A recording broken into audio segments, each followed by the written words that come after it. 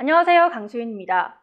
정부의 담뱃값 상승이 예고된 지 하루 만에 없던 일이 됐습니다. 담뱃값 인상을 반대하는 국민청원을 올려야 한다, 내로남불의 전형이다, 이렇게 국민들의 반발 여론을 고려한 것으로 보이는데요. 이와 관련해 관가에서는 보궐선거를 앞두고 담뱃값 인상으로 세수를 확보해 돈 풀기에 나서려 했으나 반발이 생각보다 심각해서 바로 말을 바꾼 것 아니냐, 이런 말이 돌고 있습니다. 현재 민주당은 반발을 잠재우기 위해 추진 계획이 없다는 입장을 밝히며 기자들을 만나고 있는데요.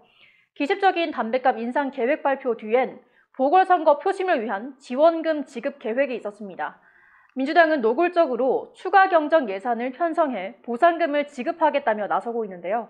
집합금지 업종의 경우 코로나19 손실 매출의 70% 범위 내에서 그 외 업종은 50%에서 60% 범위 내에서 시행령으로 정한 금액을 보상토록 한 겁니다. 결국 돈을 풀어서 자영업자들의 표심을 얻으려는 목적으로 보이는데요. 국가채무 1,000조 원 시대에 진입 직전에 손실보상법 제정과 시행령 마련은 물론 추가 경정 예산까지 편성해서 보상금을 지급하겠다는 겁니다. 늦어도 4월 초까지 자영업자 손실보상금을 지급한 뒤 4.7 서울 부산시장 보궐선거를 치르겠다는 건데, 이를 두고 야권을 중심으로는 또 한 번의 포퓰리즘 카드라는 비판이 나오고 있습니다. 이러한 민주당의 행태에 대해 결국 선거를 위한 정치라는 지적도 나옵니다. 먼저 과거 문재인 대통령이 담뱃값을 내리겠다고 약속했던 기사들이 이른바 성지로 불리며 다시금 떠오르고 있습니다. 문재인 대통령은 2017년 1월 당시 정부의 담뱃값 인상에 대해 일침을 가했었죠.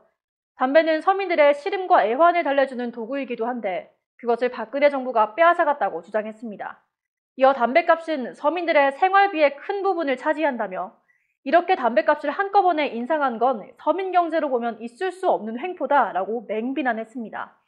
당시 발간된 문재인 대통령의 대담집 대한민국이 묻는다에선 세수가 부족하면 당연히 재벌과 부자에게서 세금을 더 거둘 생각을 해야 하는데 불쌍한 서민들을 쥐어짠 것이라며 담뱃값은 물론 서민들에게 부담을 주는 간접세는 내리고 직접세는 올려야 한다, 이렇게 강조했었죠.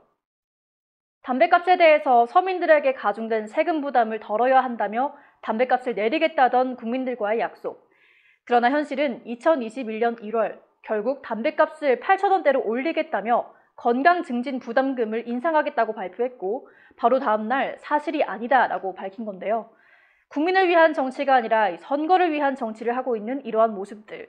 결국 국민들의 시름은 한층 더 깊어져만 가고 있습니다. 지금까지 강수인이었습니다.